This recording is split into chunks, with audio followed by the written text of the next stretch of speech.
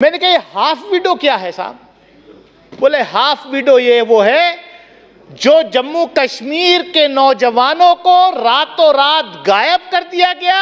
उनकी पत्नियां उनको ढूंढ रही हैं कि वो जिंदा हैं या मर गए। ऐसी स्थिति से 10,000 से ज्यादा हाफ विडोज जो हैं वहां पर झेल रही हैं। मैं आपके माध्यम से पूछना चाहता हूं सरकार से कि पिछले 2 वर्ष में आपने कितने कश्मीरी पंडितों को पुनर्स्थापित किया?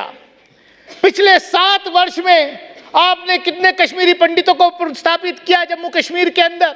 कश्मीर फाइल्स हो या गुजरात फाइल्स हो, कश्मीर फाइल्स पे या गुजरात फाइल्स पे मूवीज बना करके लोगों में नफरत का माहौल पैदा नहीं करना चाहिए। कि ऐसी किसी भी मूवी पर, ऐसी किसी भी फिल्म के ऊपर जो है तत्काल बैन लगाया जाना चाहिए जो इस देश में नफरत की भावनाएं पैदा करती है, नफरत की भावनाएं फैलाती है।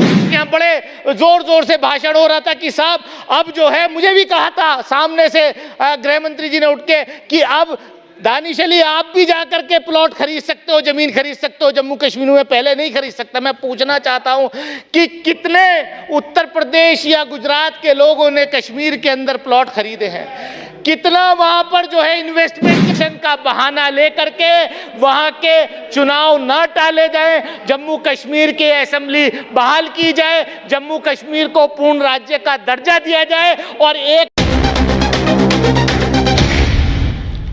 देश की सच्चाई, सच छुपने नहीं देंगे।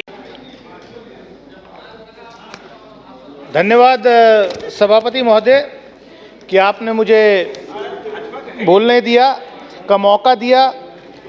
जो बजट अनुपूरक मांगे हम जम्मू कश्मीर के बारे में यहाँ डिस्कस कर रहे हैं, ये अधिकार तो जम्मू कश्मीर के जो इलेक्टेड रिप्रेजेंटेटिव वहाँ असेंबली में होते, ये उनका अधिकार था। लेकिन हमने, इस सदन ने ही उनके उस अधिकार को छीना हुआ है। सरकार ने ये बाकायदे यहाँ वादा किया था आदरणीय गृह मंत्री जी ने कि बहुत जल्द जम्मू और कश्मीर में इलेक्टेड असेंबली होगी, वहां के राज्य को पूर्ण दर्जा दिया जाएगा। लेकिन आखिर ऐसी कौन सी वजह है कि जम्मू कश्मीर के लोग 5 अगस्त 2019 के बाद से 1 साल से ज्यादा बिल्कुल लॉकडाउन की स्थिति में रहे? ना इंटरनेट कनेक्शन था, ना टेलीफोन था, ना कुछ था।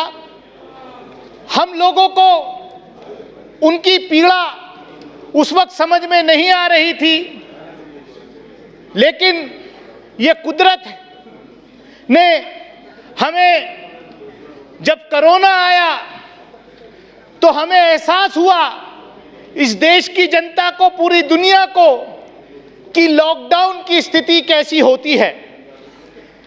मैं आपके माध्यम से सरकार से यही कहूंगा कि जल्द से जल्द जम्मू एंड कश्मीर में चुनाव कराए जाएं, डिलिमिटेशन का बहाना लेकर के चुनाव वहां स्थगित ना रखे जाएं। जो इलेक्टेड रिप्रेजेंटेटिव हैं, ये अधिकार उनको दिया जाए। किसी से छुपा नहीं है कि जम्मू कश्मीर के क्या हालात, पिछले 3 दशकों में कितने लोग वहां मारे गए, हजारों की संख्या में लोग मारे गए, कश्मीरी पंडितों को वहां से निकाला गया।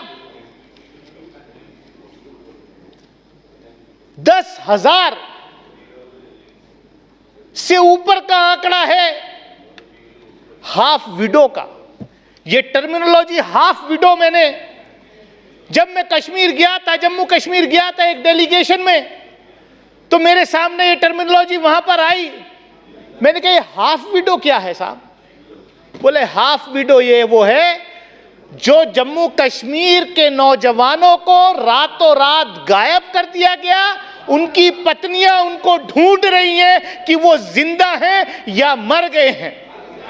और हमारे यहाँ, हमारी भारतीय संस्कृति में ये है कि अगर, मैं खाली इस्लामिक लॉ में बात नहीं कर रहा, इवन भारतीय संस्कृति में भी ये है कि जब तक अगर किसी औरत का शौहर, अगर किसी पत्नी का पति गायब हो जाता है, जब तक उसको सबूत ना मिल जाए कि हाँ उसका पति जिंदा नहीं है, तो वो दूसरी शादी भी नहीं कर सकती। ऐसी स्थिति से 10,000 से ज्यादा हाफ विडोज जो हैं वहां पर झेल रही हैं।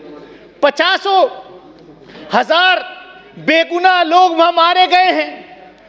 और जब ये सरकार आई थी तो इन्होंने वादा किया था कि कश्मीरी पंडितों को वहां पुनर्स्थापित किया जाएगा। मैं आपके माध्यम से पूछना चाहता हूं सरकार से कि पिछले 2 वर्ष में आपने कितने कश्मीरी पंडितों को पुनर्स्थापित किया? पिछले 7 वर्ष में आपने कितने कश्मीरी पंडितों को पुनर्स्थापित किया जम्मू कश्मीर के अंदर? आपके पास, मैं समझता हूं, कोई जवाब नहीं है। हाँ, आपने पिछले 7 साल में, बड़े अभी माननीय मंत्री जी कह रहे थे कि हमने ये किया, हमने, हाँ आपने किया। जिस आतंकवादी को, क्योंकि सुप्रीम कोर्ट ने फैसला दे दिया कि वो आतंकवादी था जिसने पार्लियामेंट के ऊपर अटैक किया था, अफजल गुरु, उसको शहीद बताने वालों के साथ भारतीय जनता पार्टी ने जम्मू कश्मीर के अंदर सरकार चलाई थी। और आप कहते हैं उनकी बात, आप सिर्फ, यहां पर बात आई अभी कि कश्मीर फाइल्स एक मूवी आई है, उसको देखना चाहिए। मैं कहना चाहता हूं माननीय सभापति महोदय, कश्मीर फाइल्स हो या गुजरात फाइल्स हो, कश्मीर फाइल्स पे या गुजरात फाइल्स पे मूवीज बना करके लोगों में नफरत का माहौल पैदा नहीं करना चाहिए। और ये नफरत जो है ये हमें खा जाएगी। और ये देश में जो मेरी आपके माध्यम से मांग है कि ऐसी किसी भी मूवी पर, ऐसी किसी भी फिल्म के ऊपर जो है तत्काल बैन लगाया जाना चाहिए जो इस देश में नफरत की भावनाएं पैदा करती है, नफरत की भावनाएं फैलाती है। हम कब तक गुजरात फाइल्स याद करें? हम कब तक कश्मीर फाइल्स याद करें? हम जो है, हमें देश को, एक नौजवानों को देश के निर्माण में लगाना है, हमें बांटने का काम नहीं करना है। हो सकता है ये नफरत फैला करके आपको कुछ पॉलिटिकल फायदा हो जाए, आपको जो राजनीतिक फायदा हो जाए, कश्मीर जलता रहे, जले आपसे, आपको जो है दूसरे प्रदेशों में फायदा हो जाए, लेकिन ये देश के लिए अच्छा नहीं है। और मैं आपसे, आपके माध्यम से सभापति महोदय सिर्फ इतना ही कहना चाहता हूं, भाई 2019 के बाद जब यहाँ पर कश्मीर डिस्कस हो रहा था, जब जम्मू कश्मीर की विधानसभा को खत्म किया गया, जब जम्मू कश्मीर राज्य के टुकड़े किए गए, जम्मू कश्मीर के लोगों के अधिकार छीने गए, उस वक्त यहाँ बड़े जोर जोर से भाषण हो रहा था कि साहब अब जो है, मुझे भी कहा था सामने से गृह मंत्री जी ने उठ के कि अब दानिश अली आप भी जाकर के प्लॉट खरीद सकते हो, जमीन खरीद सकते हो जम्मू कश्मीर में, पहले नहीं खरीद सकता। मैं पूछना चाहता हूं कि कितने उत्तर प्रदेश या गुजरात के लोगों ने कश्मीर के अंदर प्लॉट खरीदे हैं? कितना वहां पर जो है इन्वेस्टमेंट के, मैं चाहता हूं कि वहां पर इन्वेस्टमेंट हो, मैं चाहता हूं कि वहां के नौजवानों को रोजगार मिले, मैं चाहता हूं कि वहां पर अमन और शांति रहे। अभी यहाँ कहा कि अभी सुबह में आदरणीय स्पीकर साहब बैठे थे तो उन्होंने भी ये बात कोट की कि कितने, मेरे ख्याल से 200 से ज़्यादा सांसद जो हैं इस लोकसभा के कश्मीर में विजिट, 300 के करीब सांसद कश्मीर गए हैं। मैं भी गया था और मैं परिवार के साथ भी गया था, लेकिन वहाँ पर शाम 6 बजे के बाद जो आपकी सिक्योरिटी में लोग रहते हैं, ब्लड प्रूफ गाड़ी में बिठाकर वो कहते Please, 6 बजे के please. साहब हम भी आपके साथ नहीं जाएंगे, जाकर के होटल में बंद कर दिए जाते। मैं आपके माध्यम से सिर्फ इतना ही कहूंगा कि देश के अंदर, मैं सिर्फ सभापति महोदय, मैं चाहता हूं कि कश्मीर में, जम्मू कश्मीर में शांति बहाल हो।